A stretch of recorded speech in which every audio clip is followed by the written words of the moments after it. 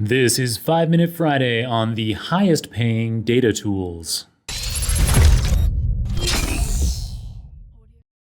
2 weeks ago, for 5 Minute Friday, I covered the highest paying programming languages for data scientists based on the results of O'Reilly's 2021 Data AI Salary Survey. Last week, we used 5 Minute Friday to get our definitions of data tools and data frameworks straight so that today, we could dig into the highest paying data tools, while next week, in turn, we'll tackle the highest paying data platforms.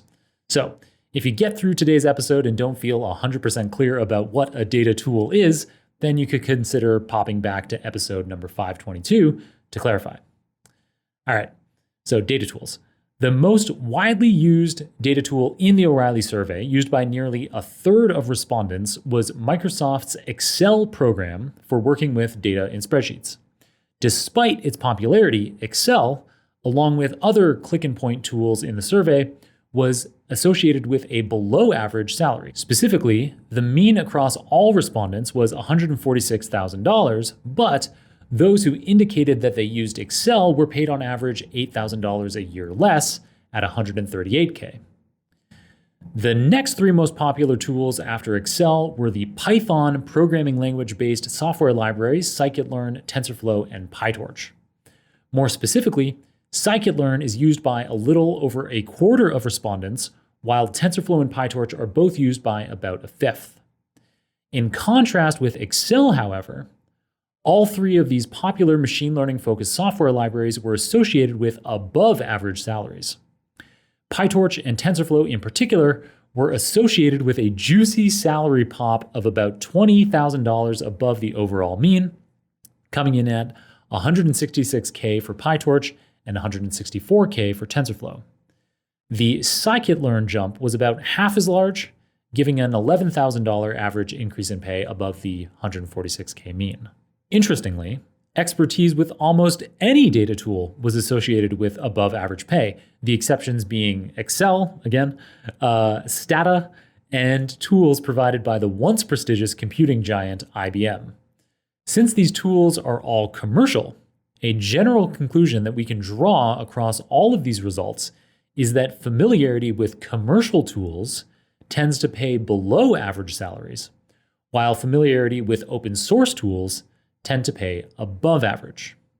Okay, so we've covered the most popular tools now, as well as the ones associated with below average salaries.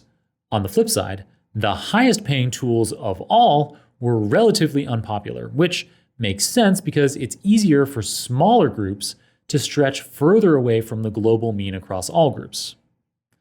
The tool associated with the highest pay of all was H2O, an open source machine learning tool, which is used by only 3% of respondents, but those respondents had an average pay of $183,000, nearly a whopping $40K above the overall mean salary. It's a similar story for second placed KNIME, Knime, which is an open source analytics tool that is used by only 2% of respondents, but has an average pay of $180K. The third and fourth ranked tools for pay are both part of Apache Spark, a framework that we'll talk about more next week. But specifically, these tools within the Apache Spark framework, Spark NLP is used by only 5% of respondents and was just $1,000 behind KNIME with an average compensation of $179K, while Spark MLlib is used by nearly a tenth of respondents and has average comp of $175K.